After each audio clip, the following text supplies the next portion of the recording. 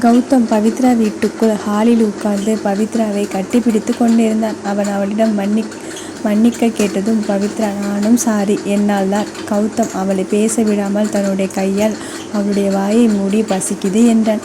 பவித்ரா அவனிடமிருந்து விலகி, இருங்க, உங்களுக்கு சாப்பாடு எடுத்துக்கிட்டு வருகிறேன், அம்மா சூப்பராக சமைப்பாங்க. பவித்ரா எடுத்து வந்து அவனுக்கு அவளே ஊட்டிவிட்டு தானும் சாப்பிட்டு அவனிடம் வந்து அமர்ந்தாள். கௌதம், பவி, எனக்கு ரூம் எது? பவித்ரா, என்னோட ரூமில் படுத்துக்கோங்க. கௌதம், ஐயோ இல்லை அங்கிள், அங்கிள் ஆண்டி தப்பாக நினைப்பாங்க, எனக்கும் ஒரு மாதிரி இருக்குது, நீ பக்கத்தில் இருந்தால் நான் ஏதாவது தப்பு தண்டா பண்ணிடுவேன். பவித்ரா, ஐயோ அப்பா முன்ன பின்ன எதுவும் பண்ணாதவனாட்டம் பேசாதீங்க, எனக்கே ஒரு நிமிடம் அப்படியே புல்லரிச்சு போச்சு. கௌதம், அப்படி இல்லை, தப்பு நடந்ததுன்னா நீ ரொம்ப சத்தமாக கத்துவ. உங்கள் வீட்டில் தம்பி தங்கச்சி எல்லாம் இருக்காங்க, அதனால் நாம் ஒரே ரூமில் இருந்தால் நல்லா இருக்காது. பவித்ராவுக்கு வெட்கமும் அதே சமயம் அவன் மேல் பொறுப்பான ஆள் என்ற நம்பிக்கையும் பிறந்தது. அவன் மேல் விழுந்து அணைத்து கொண்டாள். கௌதமை பற்றி பெருமை கொண்டாள். தன்னுடைய தங்கை மற்றும் தம்பியின் மேல் காட்டும் அக்கறை அவன் மேல் இன்னும் அதிகமாக அன்பை பெருக்கியது. பவித்ரா அவன் கன்னத்தில் முத்தமிட்டு, நிஜமாவே நீங்கள் எனக்கு ஒரு வரம், அதனால தான் நீங்கள் என்னை விட்டு போயிடுவீங்களோன்னு பயமாகவே இருக்குது. கௌதம், லூசு, நீ தான் என்னை கட்டி போட்டு வச்சிருக்கியே, அதுவும் இல்லாமல் இப்போ கட்டு போட்டு வச்சிருக்கியே, இப்படி ஒரு சம்பவம் நடந்த பிறகு எப்படி நான் உன்னை விட்டு போவேன்? எனக்கும் பயமாக இருக்குது, நான் உயிரோடு இருக்கணும்பா. பவித்ரா கேலி பேச்சை கண்டு கொள்ளாமல், கௌதம் கன்னத்தை தாங்கி, ரொம்ப வலிக்குதா? கௌதம், இல்லை என்று பவித்ராவின் கன்னத்தை பிடித்து அவள் உதட்டை கட்டை விரலால் வருடிவிட்டான். பவித்ரா, சரி வாங்க, உங்களை கெஸ்ட் ரூமுக்கு கூட்டிகிட்டு போகிறேன் என்று அவனை தனி அறைக்கு அழைத்து சென்றார். நீங்கள் ரெஸ்ட் எடுத்துக்கோங்க, நான் அம்மாவை சமாதானப்படுத்தி கொஞ்சம் நேரம் கழித்து காஃபி போட்டு எடுத்துட்டு வருகிறேன்.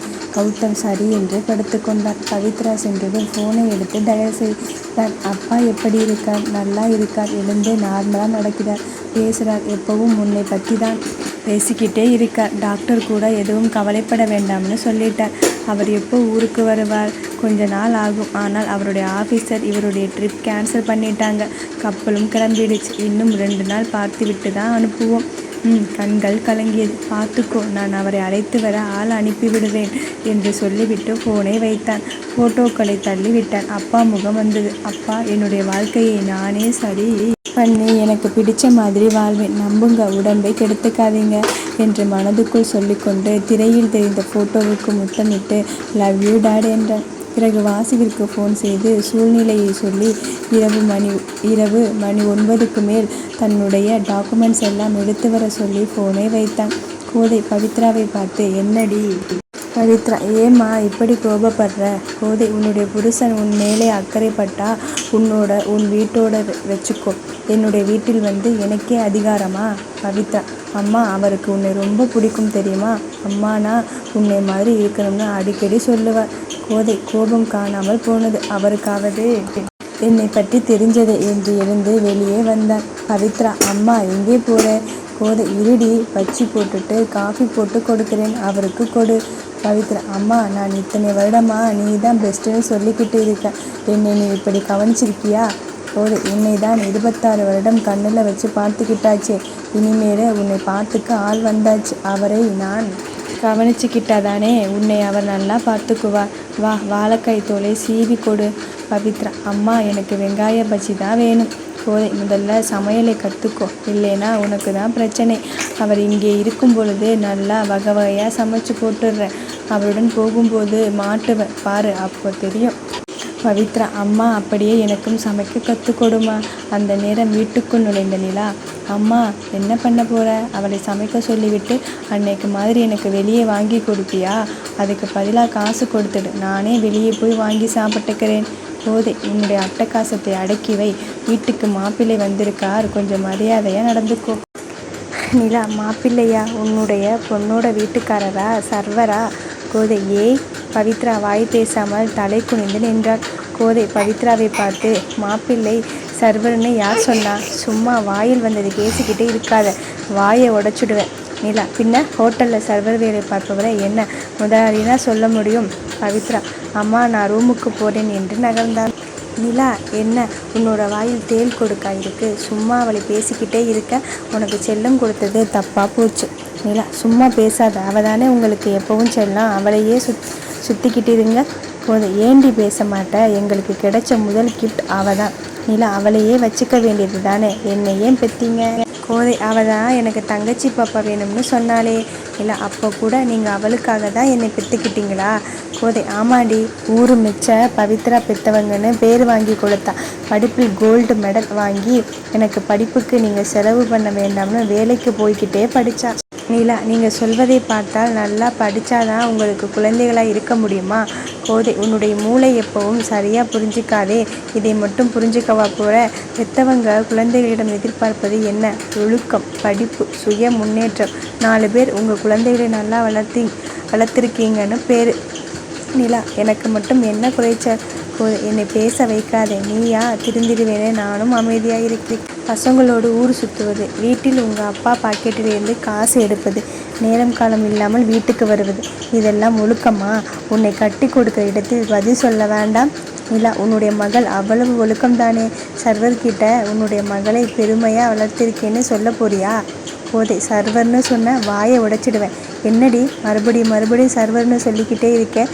கௌதம் ஐஐடியில் எம்டெக் கோல்டு மெடலிஸ்ட், வெளிநாட்டில் கொள்ளையாக சம்பாதிச்சுக்கிட்டு இருந்தவர். ஏதோ மன மாற்றத்துக்கு ஒரு ஹோட்டலில் சர்வராக வேலை செய்கிறார். அதுக்காக அவரை கேவலப்படுத்தாதே. நிலா அதிர்ச்சியில் அப்படியே நின்றார். கோதை என்னடி வாய் பேசாமல் நிற்கிற? நிலா உன்னோட பொண்ணுக்கு மட்டும் எல்லாம் நல்லா நடக்குது, நான் மட்டும் இந்த வீட்டில் அதிர்ஷ்டம் இல்லாதவர். கோதை என்னடி பேசிக்கிட்டு இருக்க? உங்கள் அக்கா கல்யாணம் முடிஞ்சதும் உனக்கும் கௌதம் மாதிரி நல்ல மாப்பிள்ளையாக பார்த்து உங்கள் அப்பா கல்யாணம் செய்து வைப்பார். நிலா எப்பவும் இப்படி தானா? அவளை மாதிரி நீ இரு, புருஷன் மாதிரி உனக்கு மாப்பிள்ளை பார்த்து கல்யாணம் பண்ணித்தரேன், வெறுப்பாக இருக்குமா என்று வாசலை நோக்கி ஓடினார். கோதை நிலா நில்லடி. முத்து அம்மா கோதை அம்மா சரியாகிடும், சின்ன பொண்ணு, அவளுக்கு புரியலை. நாம் அவளுக்கு நல்லது தான் நினைக்கிறோம்னு நல்லா புரியுது, ஆனால் ஏற்றுக்கொள்ள மனது மறுக்கிறது. நம்ம எதிரியாக நினைக்கிறா, விடு, அவள் போக்கில் சரியாகிடும். கோதை எப்போ அம்மா சரியாகிறது? ஆச்சு, அடுத்து அவளுக்கு மாப்பிள்ளை பார்க்க ஆரம்பிக்கணும். இப்படியே எதிர்த்துக்கிட்டே நின்றால் என்ன பண்ணுவாளோ, பயமாக இருக்கு. வாழைக்காய் எடுத்துட்டு வா, நான் சீவி கொடுக்குறேன். பழவன் வந்துடுவான், அவனுக்கு பச்சி பிடிக்கும் என்று பேச்சை மாற்றி கோதையின் புலம்பலை நிறுத்தினார். கோதை சமையலறைக்குள் நுழைந்தாள். சிறிது நேரத்தில் வாழைக்காய் பச்சியுடன் கௌதம் அறைக்கு சென்றாள் கோதை. குழந்தை போல் தூங்கும் கௌதமை எழுப்ப மனமில்லாமல் அப்படியே நின்றார். இதுவரை அவனிடம் பார்த்திராத ஒரு மென்மையான முகம், காற்றில் ஆடும் முடி, நெற்றியை வருட தூங்கும் பொழுது ஒரு ஒழுக்கம், மெத்தை தலையணை அசங்காமல் கலையாமல் படுத்திருக்கும் அமைதி, மனதில் திருப்தியோடு கொண்டு சென்றதை அங்கேயே வைத்துவிட்டு வெளியே வந்தாள். பவித்ராவை அழைத்தாள். கௌதம் ரூமில் பச்சி வச்சிருக்கேன், சாப்பிட சொல்லு, காஃபி எடுத்துக்கிட்டு வருகிறேன். பவித்ரா கௌதம் அறைக்கு சென்றவள் நேராக அவன் உதட்டில் முத்தமிட அவன் அவளை அணைத்து திரும்பி முத்தமிட்டான். பவித்ரா அவனை விட்டு விலகி தூங்கலையா? கௌதம் இல்லை, உங்கள் அம்மா இப்போதான் என்னை வச்ச கண்ணு வாங்காமல் பார்த்துட்டு போனாங்க. பவித்ரா அவனை விட்டு விலகி கௌதம் சும்மா திரும்ப அணைத்து கொண்டான். பவித்ரா விடுங்க, தங்கச்சி தம்பி எல்லாம் வீட்டில் இருக்காங்க, உங்களை பார்க்க வருவாங்க. அம்மா பச்சி செய்தாங்க, இந்தாங்க சாப்பிடுங்க.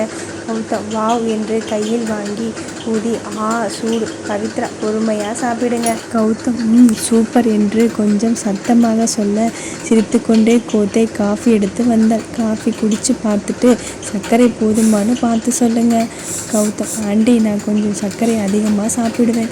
கோதை அப்படியா, நல்லது, நம்ம வீட்டில் இவரை தவிர எல்லோரும் சர்க்கரை கொஞ்சம் சேர்த்து தான் சாப்பிடுவோம். இப்போ சர்க்கரை எடுத்துட்டு வருகிறேன் என்று நகர்ந்தாள். கௌதம் நீ சர்க்கரை கம்மியாக சாப்பிடுவியா? பவித்ரா ஆமாம், எனக்கு சின்ன வயசிலிருந்தே இனிப்பு பிடிக்காது. கௌதம் ஏன்? பவித்ரா தெரியலை என்று உதட்டை பிதுக்கினாள். கௌதம் அவளை நெருங்க அம்மா வருவாங்க என்று தள்ளிவிட்டார். கௌதம் உன்னுடைய ஃப்ரெண்டு என்னாச்சு? பவித்ரா ஃபோன் எடுக்கவே இல்லை, நாளைக்கு நானே நேரில் போய் பேசிட்டு வந்துடுறேன். கௌதம் சரி, அந்த பொண்ணு எங்கே தங்கியிருக்கா? பவித்ரா பீலமேட்டில் இருக்கும் பிஜியில். கௌதம் யாரையாவது லவ் பண்ணுறாளா? பவித்ரா இல்லை, ஏன் கேட்குறீங்க? கௌதம் சும்மா ட்ரை பண்ணலாம்னு. பவித்ரா அவனுடைய கையை கிள்ள வலிக்குதடி, எனக்கு இல்லை நலனுக்கு. பவித்ரா அவனை விடுவித்தாள். அந்த நேரம் கதவு திறக்கப்பட வளவன் ஹலோ மாமா, என்ன இது இப்படி காயம்பட்டு இருக்கீங்க? கௌதம் உங்கள் அக்காவுக்கு என் மேல் கோபம் அடிச்சிட்டா. வளவன் பவித்ராவை பார்த்து அக்காவா? பவித்ரா அப்படியே தலை குனிந்து நின்றாள். வளவன், அக்கா எல்லாம் அப்படி செய்ய மாட்டாங்க. உங்ககிட்ட யாரோ எங்கள் அக்கா பற்றி தப்பாக சொல்லியிருக்காங்க. கௌதம், அப்படியா? சொன்னவங்க தப்பா இல்லை சொன்னது தப்பா? பவித்ரா அவனுடைய கேள்வியில் விழி விரித்து பார்த்தாள். வளவன், ரெண்டுமே தான். கௌதம், அப்போ என்ன பண்ணலாம் அவங்களை? வளவன், இதே மாதிரி கட்டு போட்டு விட்டுடலாம். கௌதம், ஆனால் முடியாதே, அவங்களுக்கு அடிபட்டா இங்கே வலிக்குமே என்று நெஞ்சை தொட்டு காட்ட பவித்ரா வெட்கி அங்கிருந்து ஓடிவிட்டாள். வளவன் அவளை பார்த்து, நிஜமாவேவா? கௌதம் அவன் தலையில் தட்டி, ஆமாம், நீ அடிபட்டுக்கிட்டியே, சரியா போச்சா? வளவன் ஓ என்று தன்னுடைய கையை காட்டினான். இரவு சாப்பிட அனைவரும் உட்கார நிலா மட்டும் மிஸ்ஸிங். கௌதம் அனைவரையும் பார்த்து கடைசியில் பாட்டியிடம், பாட்டி, நிலா எங்கே? கோதை, அவள் ரூமில் இருக்கா. கௌதம், சாப்பிட வரலையா? கோதை, அவளை விடுங்க, அப்புறமா சாப்பிட்டுக்குவா. வளவன், அவள் எப்போவுமே இப்படிதான் மாமா, எங்கள் கூட சாப்பிட மாட்டா, தனியாக உட்காந்து எங்கள் அம்மாவும் அவளும் சாப்பிடுவாங்க. கௌதம், இன்னைக்கு வர சொல்லுங்களே, எல்லோரும் சேர்ந்து சாப்பிடலாம். பவித்ரா கௌதமை பார்த்தாள். கோதை முத்துவை பார்த்தாள். முத்து கண்ணால் கூப்பிட சொல்லி சைகை செய்யவும் கோதை நிலாவை அழைக்க சென்றாள். நிலா, நான் எதுக்கு அங்கே? உங்களுடைய மதிப்பிற்குரிய பெண்ணும் மாப்பிள்ளையும் இருக்கும் பொழுது. கோதை, மாப்பிள்ளை கூப்பிடுற மரியாதையா? வா. நிலா, இன்னைக்கு நீங்களாக தான் கூப்பிட்டீங்க, பார்த்துக்கலாம் என்று உடையை திருத்தி கொண்டு தலையை விரித்து போட்டு கொண்டு வந்தான். நிலா ஆவேசத்துடன் சாப்பிட சென்றார். கோதை, நிலா பின்னாலே சென்று தலையை கட்டு நிலா. நிலா முடியாது என்று குதித்து டைனிங் டேபிள் முன் நின்றாள். கௌதம் அவளை பார்த்து சிரித்தான். இப்போதான் டைனிங் டேபிள் கூட வெளிச்சமாயிருக்கு. நிலா வந்தாச்சு இல்லை? நிலா நிமிர்ந்து அவனை பார்த்தாள். அவன் தட்டு ஒன்றை அவளிடம் நீட்டினான். நிலா வாங்கி கொண்டாள். இங்கே வந்து கூட சர்வர் வேலை பார்க்கிறீங்களா? கௌதம், என்னுடைய குடும்பத்துக்காக சர்வர் வேலை பார்த்தால் தப்பில்லை என்று சொல்லி சிரித்து கொண்டாள். பவித்ரா கோபத்தில் எழ போனவளை டேபிளுக்கு அடியில் அவளுடைய தொடையை பிடித்து அழுத்தினாள். முத்து மற்றும் கோதைக்கு சங்கடமானது. கௌதம், நிலாவுக்கு என்ன வேண்டும்னு கேட்டு போடுங்க ஆண்டி. நிலா, உங்களுடைய பரிந்துரை எல்லாம் எனக்கு தேவையில்லை, இது என்னுடைய வீடு, எனக்கு பிடிச்சதை சாப்பிடுவேன். முத்து, நிலா என்று கடிந்து கொண்டார். கௌதம், அப்புறம் எதுக்கு நாங்கள் எல்லோரும் சாப்பிட்டு மீதம் வச்சதை வேலைக்காரி மாதிரி தனியாக சாப்பிடணும்? நிலா எதிர்பாராத கவுண்டர் அட்டாக்கில் பயங்கரமாக சாக்கானார். கௌதம், எதுக்கு கேட்குறேனா, உங்கள் வீட்டில் முதலாளி மாதிரி எல்லோருடன் சாப்பிட வேண்டியது தானே? ஆண்டி, நீங்களும் உட்காருங்க. பவித்ரா, நீ எல்லோருக்கும் பரிமாறு என்றதும் பவித்ரா எழுந்து கொண்டாள். நிலா கோபத்தில் பவித்ராவை கேவலப்படுத்தும் நோக்கில், இப்போ அவள் என்ன வேலைக்காரியா? கௌதம், தப்பில்லை, உங்கள் பாட்டி உங்கள் அப்பாவை வேலைக்காரி மாதிரி பார்த்துக்கிட்டாங்க, இன்னைக்கு எஜமானியாக நிமிர்ந்து உட்காந்துக்கிட்டு சாப்பிட்றாங்க. உங்கள் அம்மா உங்களை வேலைக்காரி மாதிரி பார்த்துக்கிட்டாங்க, இன்னிலேருந்து எஜமானி மாதிரி உட்காந்து சாப்பிடுவாங்க. பவித்ரா வேலைக்காரி மாதிரி உங்களை பார்த்து கொண்டால் நாளைக்கு எஜமானியா என்னுடைய குழந்தைகள் அவளை பார்த்துக்குவாங்க. இன்னைக்கு என்னுடைய பவித்ரா வேலைக்காரியாக இருப்பதை பற்றி எனக்கு கவலை இல்லை, நாளைக்கு அவள் எஜமானியாக இருக்கணும், அது மட்டும்தான் எனக்கு முக்கியம். நிலாவிற்கு நெஞ்சில் ஈட்டி பாய்ந்தது போல இருந்தது. அங்கு இருந்தவர்கள் எல்லோரும் நெகிழ்ந்து போனார்கள். கௌதம், பவி பாரு, நிலாவுக்கு என்ன வேணும்னு கேட்டுக்கொடு. பவித்ரா அனைவருக்கும் பரிமாற ஓரக்கண்ணால் தன்னவனை பார்க்க அவனும் அவளை பார்த்தான். சட்டென்று எதிர்பாராத நொடியில் கண்ணடித்தான். பவித்ரா தலையை சிலிப்பு கொண்டாள். அவள் உதட்டில் புன்னகை மலர்ந்தது. கௌதம், பவி, நிலா தலைமுடியை கட்டு, சாப்பிட முடியாமல் திணறுறா பாரு. பவித்ரா நிலாவின் அருகில் சென்று அவளுடைய தலைமுடியை சுருட்டி கொண்டை போட்டாள். வளவன் சாப்பிட்டு முடித்தவன் கௌதம் கன்னத்தில் முத்தமிட்டு நகர்ந்தான். அனைவரும் சாப்பிட்டு நகர, பவித்ரா, இருங்க, உங்களை கூட்டிட்டு போய் ரூமில் விட்டுடுறேன். பவி, இங்கே வா என்று அவன் அருகில் அவளை அமர வைத்து அவளுக்கு ஊட்டிவிட்டான். பவித்ரா, என்ன இது? கௌதம், ஊருக்கே நீ வேலைக்காரியா இருந்தாலும் எனக்கு நீதானே முதலாளி, சாப்பிடு. அங்கு யாருமே இல்லையே தவிர முத்துவின் காதில் கௌதம் வார்த்தைகள் விழாமல் இல்லை.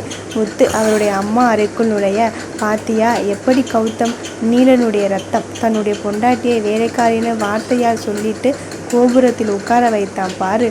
முத்து, அம்மா, அவன் அருமையான பையன், எனக்கு இருக்கும் நெருடல் எல்லாம் அவன் ஒரு வேலைக்கு போய் 4 காசு சம்பாதிச்சு பவித்ராவை நல்லபடியாக பார்த்துக்கணும் தான். எப்படியாவது நான் காஞ்சனா காலில் விழுந்து பவித்ராவை மருமகளாக ஏற்றுக்க சொல்லி கேட்டுக்கிறேன். சீக்கிரம் எல்லாமே நல்லபடியாக நடக்கும், கவலைப்படாதே. கோதை முத்துவை தேடி கொண்டு வந்தவள் அறைக்குள் நுழைந்தாள். அம்மா, நிலா. கோதை, கௌதமே நிலாவை தப்பாக நினைக்கிறேன், நீ ஏன் வருத்தப்படுற? கோதை மற்றவர்களை மனசை இப்படி காயப்படுத்தும் புத்தி எப்படி வந்தது இவளுக்கு? அவங்க அத்தையை கொண்டு இருக்காள். அப்படியே அவளுடைய புத்தி வெடுக்கு வெடுக்குன்னு பேசும் வாய் எல்லாமே அவள்தான். கோதை, நாளைக்கு கல்யாணமாகி மாமியார் வீட்டில் இப்படி நடந்துக்க முடியுமா? அதை விடுங்க. இன்னைக்கு இவள் பேசிய பேச்சில் உங்கள் நண்பர் இருந்தால் எப்படி சங்கடப்பட்டு இருப்பார்? முத்து, இனிமேல் என்ன செய்து திருத்த முடியும்? சொல் பேச்சு கேட்கலன்னு அடிக்க முடியுமா? கோதை, எனக்கும் புரியலை. விட்டு பிடிக்கலாம்னு இன்னைக்கு இவ்வளவு தூரம் நடந்து போச்சு.